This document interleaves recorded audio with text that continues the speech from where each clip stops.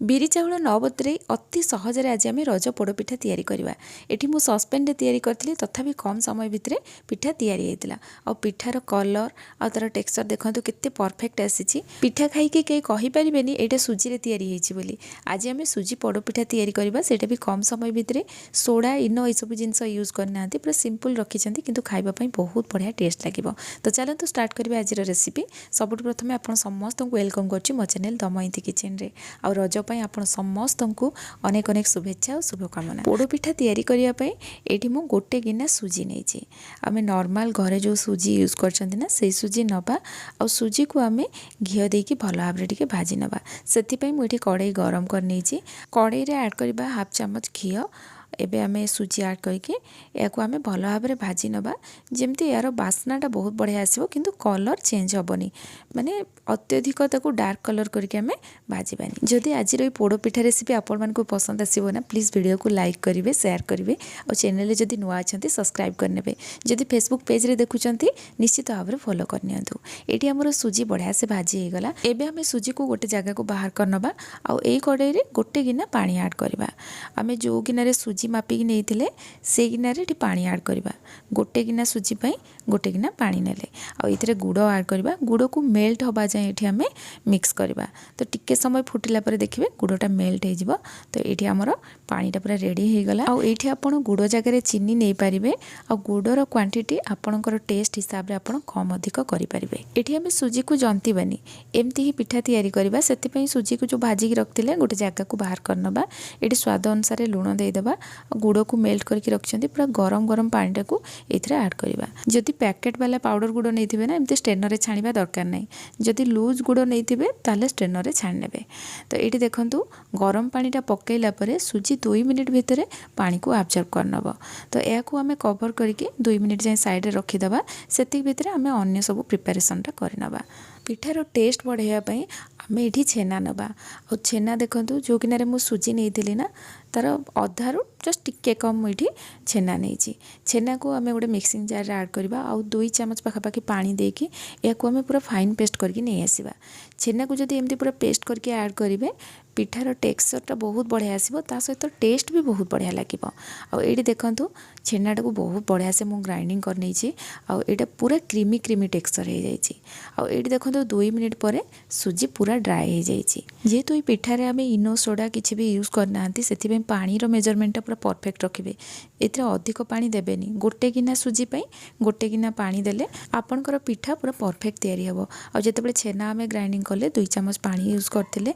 जदि अधिक पानी दे दबा पिठा पूरा चिपचिप हे जिवो। जेहेतु इनो सोडा आमे यूज करनांती ता छडा पिठा पोड़ीबा पई भी अधिक समय लागिवो। सेति पे पानी रो मेजरमेंटटा ध्यान रखिबे। एबे आमे एथिरे काजू ऐड करबा। काजू को मु पूरा छोट छोट काटी के ऐड करथिली। नडिया को मध्ये पूरा छोट छोट काटी के आमे एथिरे ऐड करबा, भलो टेस्ट लागिवो। एबे आमे एथिरे नडिया कोरा ऐड करबा। कटा नडिया देले भी नडिया कोरा देले पिठार टेस्ट बहुत बढ़िया लागिवो। आ ए सब जिंस को ना आपण टिके घियो रे भाजी के भी एथिरे ऐड करि परिबे।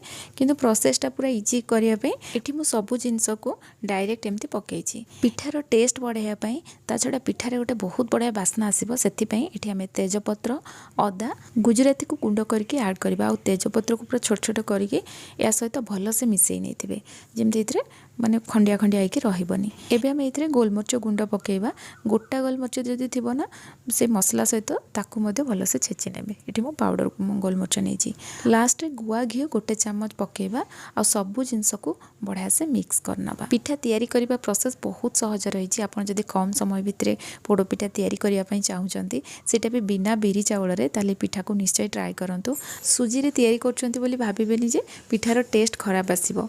बहुत बढ़िया टेस्ट लगे। आपड़ से तैयारी कले जानीपारे। तो निश्चय ट्राए करूँ, कम समय भितर भी तैयारी हम। आठी देखूँ बैटर कंसिस्टेंसी केतिकी रहिला। तो ये पूरा बहलिया रहिबो, अत्यधिक पानी देबेनी। पिठा पोड़िया मुझे सस्पेन नहीं आपड़ ये केकटिन नहीं पारे कि कड़ाई रे डायरेक्ट भी पिठा को पोड़ी पारे। एबे हमें सस्पेन रे चारिपट साइड बढ़िया से ये बटर पेपर लगेदेबा। आउे घीओ कि तेल देके चारिपटे टिके स्प्रेड करने। आपड़ ये कदली पत्र कि शाल पत्र नहीं पारे। पोड़ पिठा आपड़ जदि पत्र यूज करेंगे ना तार फ्लेवरटा भी गोटे बहुत बढ़िया आसे।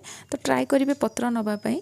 एबे आमे बैटर को इधर ऐड करवा हाथ में प्रेस करी चारिपटे आम बढ़िया से सेट करनवा। आपर टिके घी देकी पुणी आम चारिपटे बढ़िया से स्प्रेड करनवा। ठार उपरे आम बटर पेपर रखिकी बढ़िया से सेट करनवा। जदि पत्र थी पत्र उपरे रखिने जिते पिठा पोड़ा ना ऊपर जो पानीटा पड़े पिठा उपरे जमी न पड़ो से आम उपरे बटर पेपर लगेदेवा। या कभर करनवा। कभरटा जमी भल से टाइट हो से भाया कभरटा लगेबे। ये मु लुहा तावा नहीं तावा को बहुत बढ़िया से गरम कर नहीं गरम कलापर सस्पेन को आनिक मुझे रखी नहीं। फास्ट 5 मिनिट जाए मुझे मीडियम फ्लेम रे रखी तापर गैस रो फ्लेम लो करके आउ 15 मिनट पिठा को मुझे पोड़ी 15 मिनट पर नाइफ कि टूथपिक आम चेक करनवा पिठा पोड़ी कि नहीं।